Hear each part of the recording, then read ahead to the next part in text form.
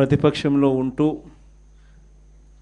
ప్రభుత్వం పనిచేస్తూ ఉన్న విధానాన్ని ప్రశ్నిస్తూ ప్రభుత్వం ఇచ్చిన హామీలను ఆ ప్రభుత్వం ఎగరగొడతా ఉన్న నేపథ్యంలో ఆ ప్రభుత్వాన్ని గట్టిగా నిలదీస్తూ నిద్రపోతా ఉన్న ఈ ప్రభుత్వాన్ని మేలుకొల్పే ప్రయత్నం గట్టిగా చేస్తూ ఉన్నాం. చేసే ఈ ప్రక్రియలో ఆర్గనైజేషన్ పరంగా ఇంకా మనం బలంగా ఎదగాలి.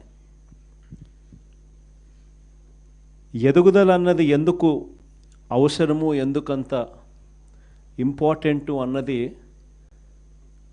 క్లుప్తంగా చెప్తాం. ఈరోజు మన పార్టీని చూసినప్పుడు చాలామంది ఎమ్మెల్యేలు కొత్త వాళ్ళే.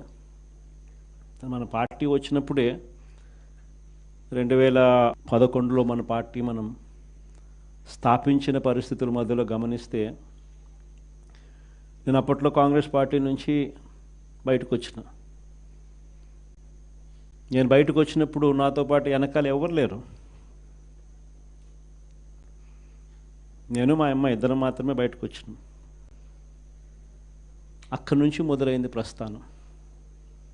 నాతో పాటు కొంతమంది నాయకులు, నా మీద వ్యక్తిగతంగా అభిమానం ఉన్న నాయకులు కొంతమంది, మా కడప జిల్లాల నుంచి మరి ముఖ్యంగా కొంతమంది నాయకులు నాతో పాటు రావాలని అడుగులు ముందుకేశారు. నేనన్నా, నా పరిస్థితి ఏమిటో నాకే అర్థం కావడం లేదు. అందరూ అంటా ఉన్నారు కేంద్రంలో కాంగ్రెస్ పార్టీతో ఢీకొంటా ఉన్నావు, రాష్ట్రంలో ముఖ్యమంత్రితో ఢీకొంటా ఉన్నావు కాంగ్రెస్ పార్టీతో. ఇలాంటి పరిస్థితుల్లో నా పరిస్థితి అగమ్య గోచరంగా ఉన్నప్పుడు నేను మిమ్మల్ని నాతో పాటు రమ్మని చెప్పి నేను చెప్పలేను. దేవుడు ఆశీర్వదించి నేను ఎదిగినప్పుడు, నేను బాగున్నప్పుడు అప్పుడు రండి అని చెప్పి కొంతమందికి చెప్పిన. ఇట్లా రాష్ట్రం వైపు తిరిగి చూస్తే ఎవ్వరూ లేరు వెనకాల. కేవలం నేను, నాతో పాటు అమ్మ, మేము మాత్రమే ఉన్నాం. ఆ ప్రస్థానం అక్కడి నుంచి మొదలైంది. కానీ రాజకీయాలలో ఎప్పటికీ కూడా విలువలు, విశ్వసనీయత ఇవి మాత్రం ఎక్కడా ఎప్పుడూ తగ్గనేలా. ఎన్ని కష్టాలు వచ్చినా కూడా ఇటువైపు చూస్తే పొలిటికల్ ఒబ్లీవియన్ అంటారు, ఏ రోజు కూడా కాంప్రమైజ్ కాల. విలువలు, విశ్వసనీయత అన్న దానికి మాత్రం పెద్ద పీటీ వేశాం. విలువలు, విశ్వసనీయత అన్నది ఎట్లాంటి పరిస్థితిలో ఉన్నా కూడా ఏ రోజు కూడా అవి ప్రశ్నించే పరిస్థితిలో ఏ రోజు రాజకీయాలు ఎప్పుడు చేయాల.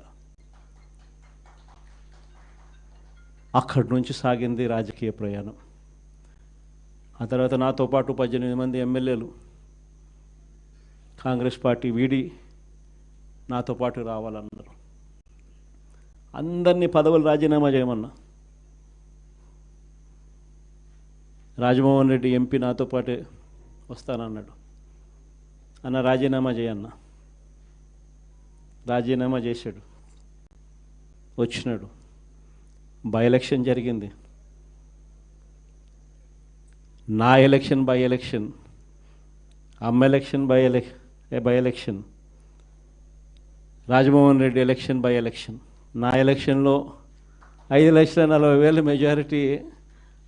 ఆ 14th లోక్సభలో హయ్యెస్ట్ మెజారిటీ వచ్చింది మీ అన్నకే, జగన్కే.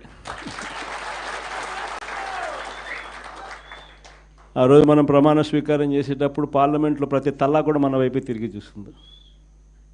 Highest majority in the 14th Lok Sabha.